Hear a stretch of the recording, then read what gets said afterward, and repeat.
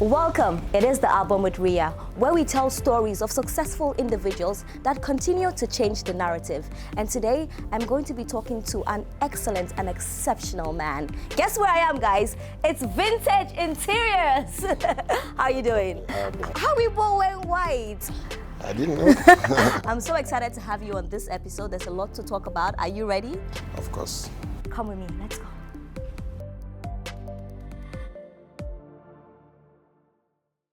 Like I said, this is going to be one exclusive that you're going to be glued and you would not want to leave at any minute. Mr. Francis is my guest. High five. I always like to do the high five. Welcome to the album. How are you doing? I'm good. How was your morning like? So take me through your morning. What did you do? Today's morning? Yes, today's morning. I just woke up and say my prayers as usual, then do some workouts Yeah. and hit the office. Okay. So what's your best workout? Football. Football. Okay. I wanted to catch him if he's lying, but at No, least no, he no, said no, football. no. So. Football. But welcome to I the play album. football 3 times every week in the last 10 years. Do you really score goals? I'm a striker. I have some clips you can watch. Okay, you're going to definitely give us this clips because Yeah, we of want course, to see. of course. Okay, Yes. nice one. I love football. When I was little, I played a lot. In my secondary school, I used to be the captain of my team. I schooled the Holy Ghost Junior at Ihiala. Okay. So why are you not a footballer now? Why are you doing interior? My Why? parents, What happened? it's my parents. They didn't allow me to play. Ah, mommy. So my dad said a lot, my mom said a lot. Even when my rector in school, Reverend Father Cake, I can't forget.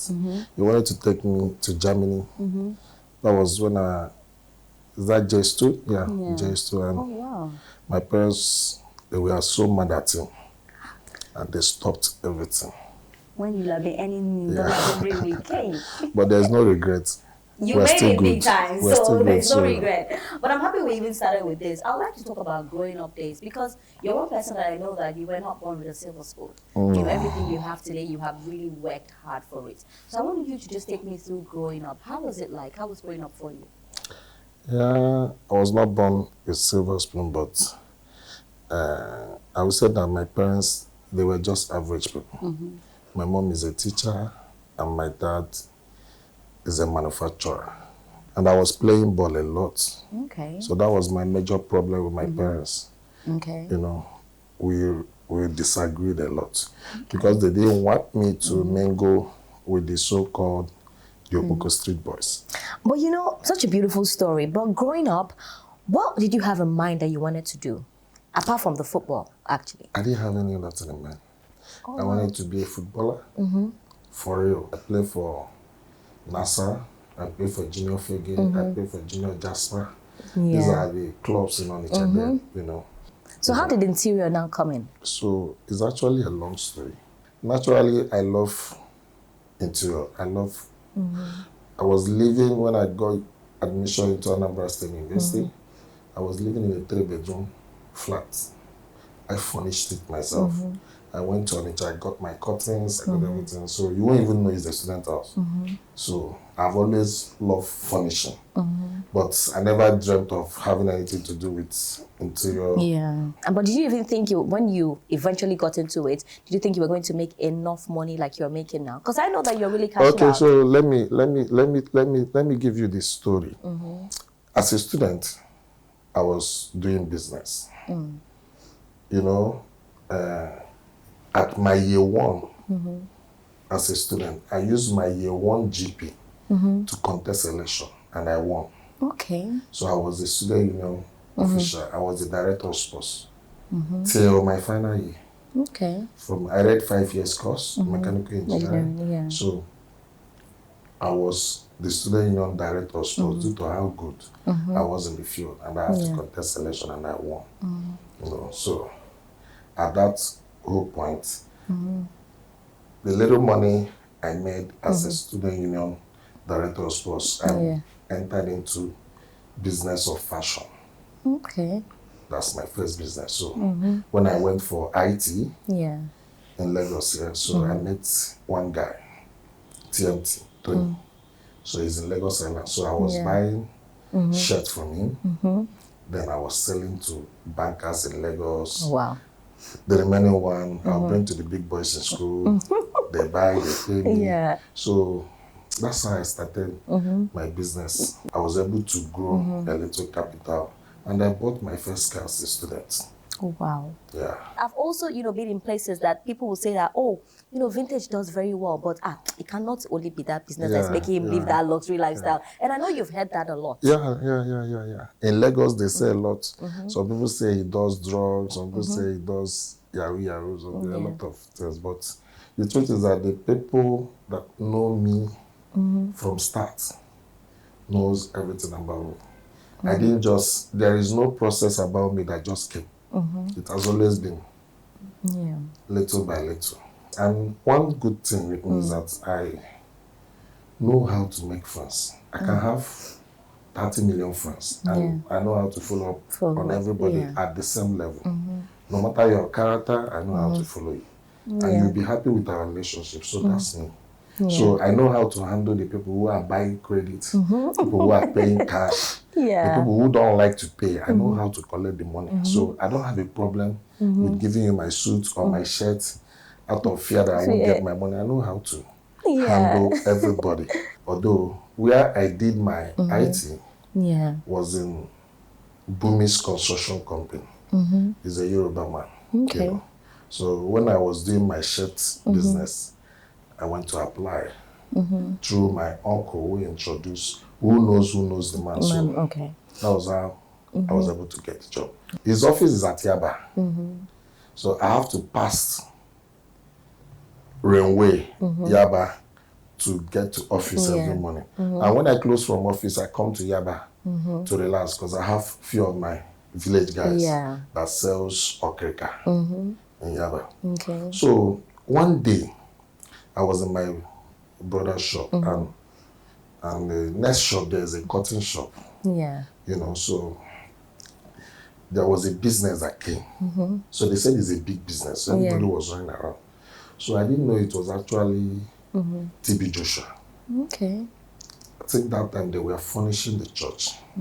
So the people that came, they were calculating. So the man that owns the shop now called me to help him and be writing out fabrics as they were. Yeah. So the measure I write out, the measure I write out, the measure I write out. So that day, after everything, the total money was about 23 million something. I said, cotton. 23 million something. Yeah. And your mind already. I was like, what's going on? So they calculated the money. They called church.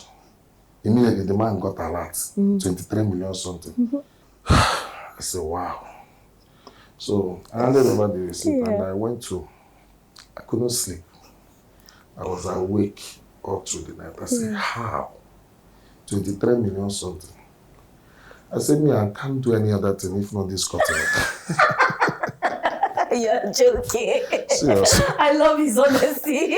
I said, it's not possible. I talked to myself. I said, this man did not go to school like that. Me, I know how smart I am. So if this man can sit down and write 23 million something just like that, me, I don't do the business finish. No. So I went back to my Oga because that man that did that business is also my customer that buys shirts from me. Yeah. So I went back to him after 2 days and I told him that I don't want to sell shirt again. I want to learn this cotton business. The man said, why? I said, this is what I feel I want to do. That I have thought of it and I see that naturally. Me, I like even doing people's house. I like decorating the house and all this. So let me start with cotton. The man now said, okay. So I called everybody I know.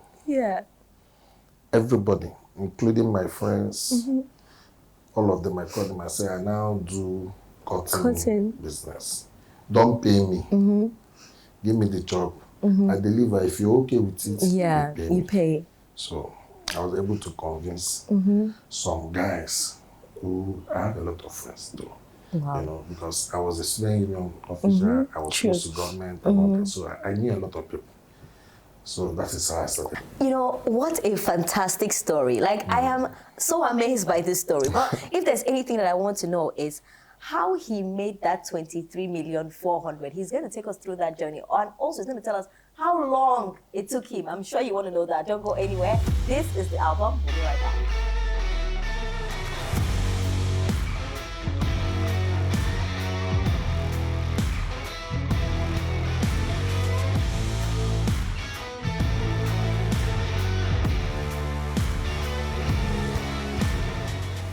We're back to hear this story that I really want to know. How long did it take you to make that money? The money that wanted you, the money that pushed you to go into the business, how long did it take you to make it? It was quite a long time, you know, so because I was new in the business, so I have to take a lot of time to actually understand the business. Every business has secrets. Every business has a lot of tricks on it. So it took a lot of time to understand the whole thing. Then that my Oga has already stopped traveling.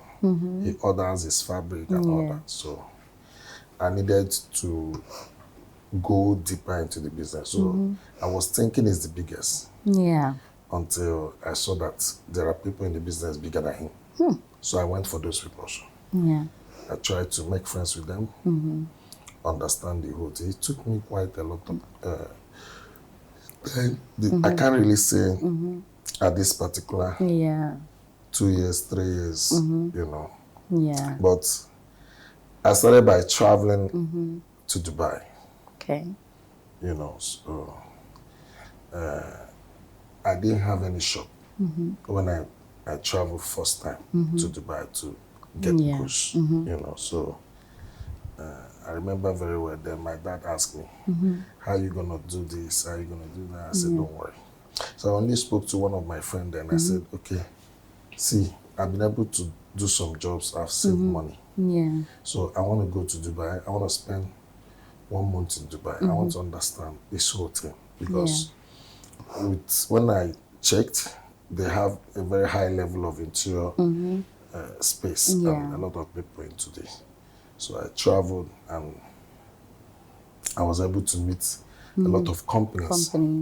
I was able to meet Ultra. There are a lot of them. Companies, So I interacted with them. I understand what they are doing. I understand the fabric. So that same year, I traveled. I went to Dubai 3 times.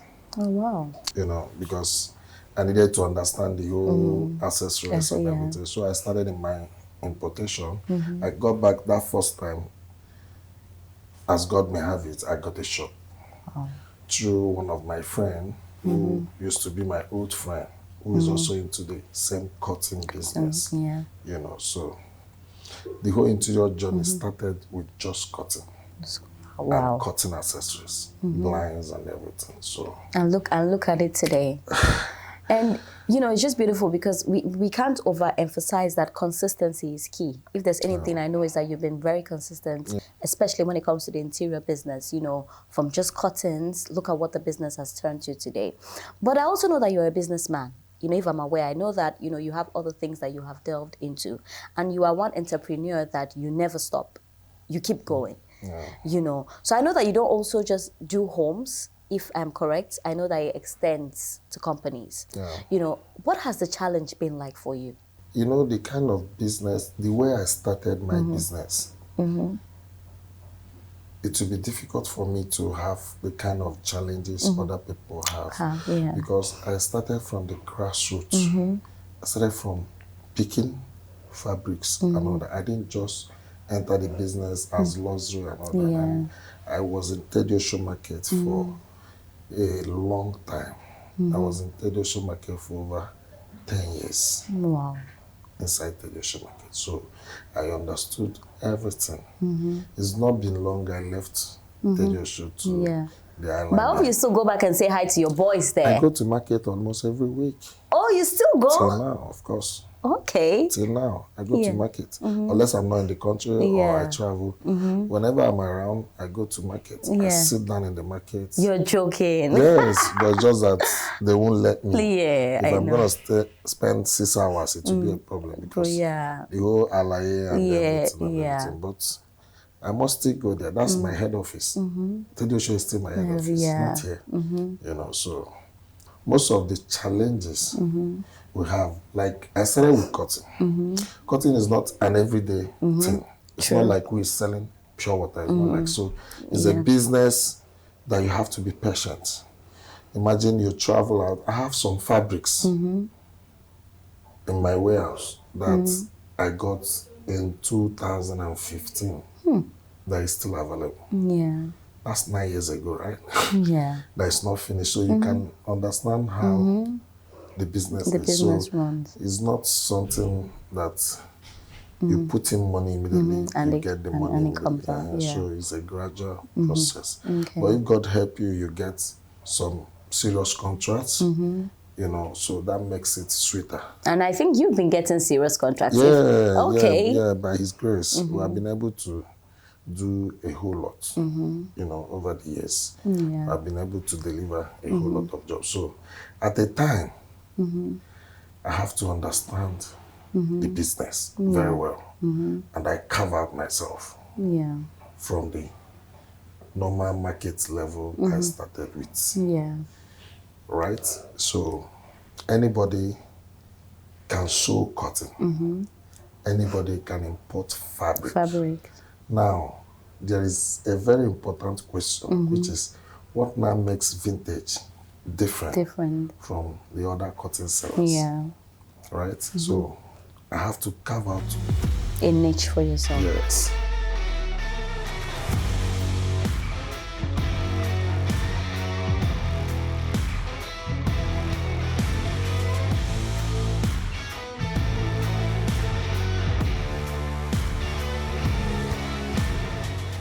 How would you say the economy has been favorable to you? Because we know that from last year to this year, a lot of business owners, you know, they couldn't sustain. I know people that started businesses and from last year to this year is shaky. Some of them have even closed down the businesses. I don't think it's from last year. Like I mentioned earlier, the first time I traveled to Dubai, I bought dollar for 140. Right? Today, dollar is 1,004 something, 15. So any businessman that tells you that he's happy with the way things are going, the person must, I don't think is a businessman, right? So the problem here is non-stability, right? If the dollar is to be 1,000 and you leave it there for 1,000 for 5 years, do you understand? It helps us calculate and be able to walk around knowing fully well that this is where we are right now. But I cannot wake up tomorrow. My business, there are 3 sessions. You send a white guy money, he start production because I design my fabrics. He starts production and production gets ready like in 6 weeks. You now pay wherever you can pay, then they ship. By the time it's getting here, before they release your 3S release and all that, you pay your balance. They can give you a paper to clear. Between the time you start production and the time the goods are coming here, you might find out that you're losing 500 naira extra on whatever volume of dollar you did the business with. So it's definitely not favorable. But do you think that the government itself, they don't see the cry of Nigerian entrepreneurs? It's impossible for the government not to see. But do you think they are lackadaisical and they don't want to do anything? No, especially this government. I don't know. This particular government, I believe they are working so hard to see what they can do about the valuation of Naira and all that, you know. But I don't know the damage that has happened before this present government. So they are the ones seeing We are not seeing. We're just speculating. I got information that summer this year, some of us will go to summer with $700, and at the end of the day, summer is here. We are in 1,004 something. So it's actually very difficult for them. But I believe that if they have their way to blow the dollar down in 1 second, they will do it. Because they also are not enjoying it. Right? They are not enjoying it. There's no how they can enjoy it. So I think it's an accumulated, like I said, when I travel the first time I bought dollar 130, 140. So I think it's an accumulated this and You know, knowing all of this that is happening, the ups and downs and everything, I want to believe that it's not just one thing that you specialize in. And because a lot of people outside think that that is just one thing, but I want to believe that it's not one thing. I enter into real estate. Actually, I also do building. I started building 2016. Oh, wow. You know, that's when I did my first house in Lagos. You know, so I sold it. I've done some couple of houses, but it's not like the normal house, you know, that they sell in Lagos. I only do luxury. I'm into luxury real estate also. I went into manufacturing also. But I know that you know that a lot of people look up to you.